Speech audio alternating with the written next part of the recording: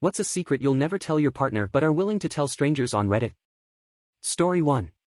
When I was 14, my grandma passed away. For years, I had been bothering my parents for my own gold necklace. Well, Gram had a little bit of money and she gave me the $300 for a gold necklace in her will. It was my pride and joy. I had it around my neck for 17 years before I met my wife. It was off my neck maybe 3 times in those 17 years. My wife, then girlfriend, knew how much it meant to me and asked to wear it once. Well, it never came home. She had lost it somewhere or it had gotten stolen. I was distraught like crazy for 3 or 4 days while we turned our house upside down looking for it. Inevitably, I gave up, but she was very bothered by it all. So, I decided to go to a pawn shop and buy the closest I could get to an exact duplicate, and then I told her that I had found the necklace in the couch cushions. To this day, she thinks that I found my necklace from my grandmother, but this is actually version 2. Story 2. Whenever she's not home, I let the dog onto the bed and take a really comfy nap. I set an alarm for an hour and kick the dog off and clean the fur off before she ever gets home. I've been doing this for nearly 3 years now. Story 3. My partner doesn't know how bad my mental health really is. She knows I've reached out for support but doesn't know the extent of help I'm seeking. I just can't bring myself to say those words to her. Story 4. That my wife always screams, she just doesn't seem to be able to talk at a normal level. Feel like she should be selling fish at a marketplace. Love her though. Story 5. My husband loves talkative cats. When we first got our kittens, I gave them a treat every time they made a meow or chirp. Since I was working from home, they ended up becoming very vocal. He still goes on about how lucky we are to have such talkative cats in a weekly basis. Story 6. My wife shit while delivering our son.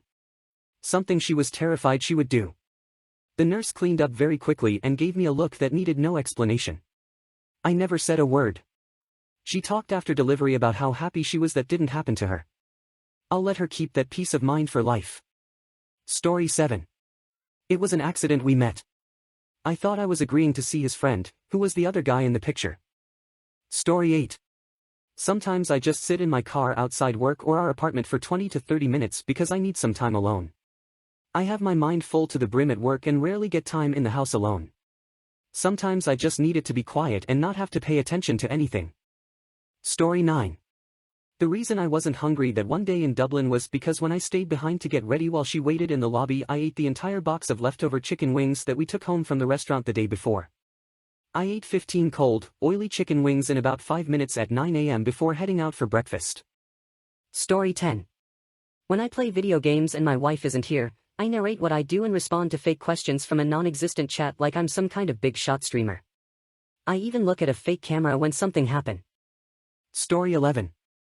My wife hates her dad more than anything. We haven't talked to him much after he refused to come to our wedding 2 years ago since he thinks she could do better than me. She is like him in so many ways. I would never have the heart to tell her. Story 12. Our cat didn't break the towel rack. I did. I was pretending to be fighting zombies and grabbed it and ripped the goddamn thing off the wall. I heard her coming to check out the noise and looked down at my cat. She came into the bathroom to me asking my cat, "Why did you think the towel rack could hold your weight? You silly cat." Story 13. I never paid for her engagement ring. I went to a custom jeweler to have her ring made. It's a beautiful piece, and she loves it dearly, and it certainly wasn't cheap, appraised and insured for around $10,000. The jeweler was dealing with a lot of family issues at the time, and was incredibly disorganized. I went to pick up the ring and brought my checkbook to pay for it, and when she handed me the ring I took it out and asked her who to make the check out to.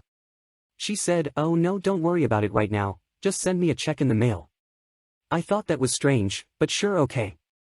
She then hurried off to help another customer and I left. But she never told me what the final price was. For the next 6 months, I texted and called the jeweler asking, "Hey, just tell me what amount to put and I'll mail you the check," and there was always a reason she couldn't tell me. "Oh sorry, I'm out right now, I'll find it and text you later." Her shop was a few hours away from where I live, so it wasn't feasible to stop by and handle it in person. I tried for 6 months, but after that I stopped calling/texting and just figured I got the ring for free.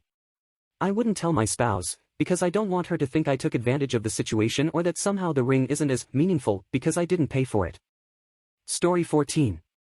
When I asked her dad for his blessing, I had some liquid courage first and I can't remember what his response was. Let's hope it was yes because we've been married for over 2 years. Story 15. I've broken your personalized cup your sister got you 3 times. I recreated the design on Paint and got some screen printing stall at the mall to print it on the cup, each time it looks a little bit different. Story 16. Every time we're playing Yahtzee and she asks, do I have one more roll or was that 3, I always say one more regardless of the truth. Story 17. I dropped the diaper rash cream container on our daughter's head when she was like 8 days old. She let out this scream that still haunts me. When he came in the room to see what happened I lied and said I just dropped the lid on her.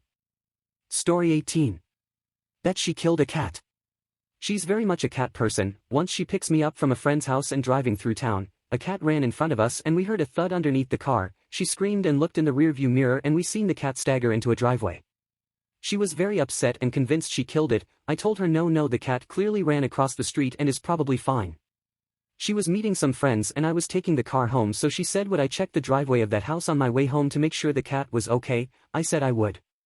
I drove back that way and parked a few houses down and looked in the driveways and there it was, lying motionless sprawled out on the ground. Oh shit. Part of me was thinking just go home and say you seen it happily licking its anus, but curiosity got the better of me. I wanted to check to make sure it was still living. The problem was it was a gated house that was also a B&B, so I didn't want to just wander in on someone else's property, so I rang the phone number on the sign at the side of the road. By this stage I'm thinking what the hell are you at? You should have been home long ago, but I was on autopilot and just went with it. The owner answers and I tell him there's a possibility dead cat in your drive. Do you mind if I come in just to check it's okay? The guy is like, yeah I guess. It's just I'm out of town and there's no one here, but it's fine if you want to let yourself in the side gate. He also says thanks, so at this point I have to do it, I'm too far in now. I let myself in and walk over and there she is, a big dead cat. Oh balls, well I'll just tell my wife the cat wasn't there and we can forget about the whole thing, except the owner now knows there could be a dead cat on his property, and when he gets home and sees it lying there he's got my number and will know I just left it there. So now I have to make a decision, do I leave this dead cat here or do I take it away, and if I do what do I do with it? Across the street is a store, so I walk over and buy bin bags and rubber gloves, make my way back over and scoop the fluffy corpse into a bin bag. Now I got a dead cat in a bag. I walk over to my car carrying this black bin bag. People are walking past me on the street, smiling and giving that upwards nod that strangers give. I give a nod back, but I'm not fully into it because they don't know I'm walking past them with a dead cat in a bin bag. I don't feel like taking it into my car because, you know, it's a dead cat. So I Google vets and there happens to be one not too far away, walking distance. I ring and ask them do they dispose of dead pets. They said they do. So I make my way down there, in through the front door and ask the receptionist, was I just talking to them about pet disposal? She looks at me slightly freaked and says yes. I produce the bag and say oh well I have a cat here, and can I just give it to her? She's like yeah you just leave it at our back door back outside, and charges me 50 quid for the pleasure. I walk back to the car, and sat there for at least half an hour, in silence and as still as a dead cat trying to process the last hour of my life. I text my wife and say no honey, couldn't find the cat, she must be fine and ran off somewhere safe, see you at home XXX. Story 19. My nieces don't like the aquarium. I just constantly took them there because I thought my now girlfriend, who works there, was pretty and thought if she saw me constantly taking them it'd lead to us talking. Story 20. I have ridiculously complex and drawn-out arguments with myself when no one's around. One of the me's is pretty cool, the other one's kind of a dick. Story 21. That's as much as I love him, with all my heart and soul, even after a decade of being together, his relentless negativity and pessimism does my head in sometimes. Story 22. My husband complains about being in pain so much that I feel like there's no room for me to be in pain. And sometimes I really resent that. I have a chronic health condition that I have no choice but to manage well because he wouldn't know what to do if he had to care for me like I have to care for him. Sucks, but it is what it is. Story 23. That he legit saved my life. He's a nervous, humble guy who doesn't like undue pressure or praise, so I keep it to myself just how bad off I was before he showed up.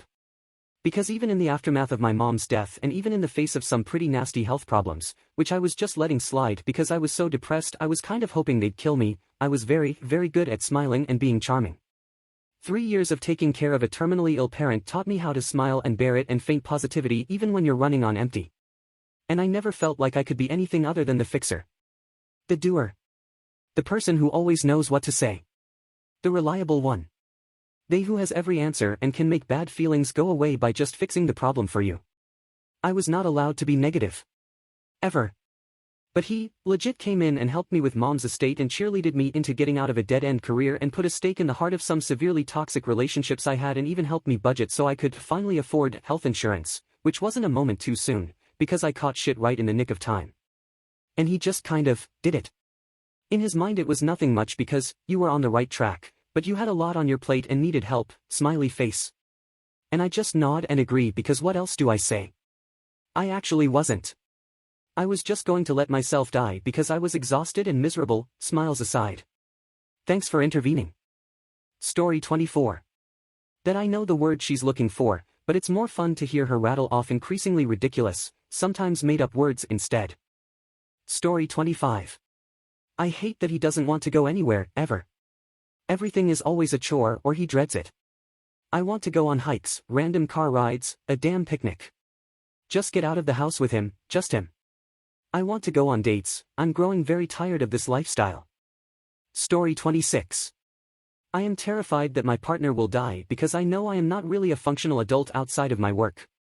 I am good for playing with the kids, bringing in a decent income and making food, but the idea of single parenting and taking care of everything fills me with existential dread I have a hard time describing. Story 27. That the thing that made me realize that I was in love with her is when I was taking a shower and got done, I walked into the room and she must not have heard me get out. She was laying on her side on the bed with her eyes closed, and she was picking her nose. I didn't want to embarrass her, so I stepped back out and from a distance asked where I set my clean clothes as I was walking back in, to make it seem like I was just coming in. She was visibly startled and quickly stopped, but continued to lay there with her eyes closed. I pretended that I saw nothing, but I couldn't help but smile. It was such an innocent and human moment. I have no idea why, but it made me realize right then and there that I loved everything about her. As silly as that moment was, there was a beauty in it, and I cherish that memory.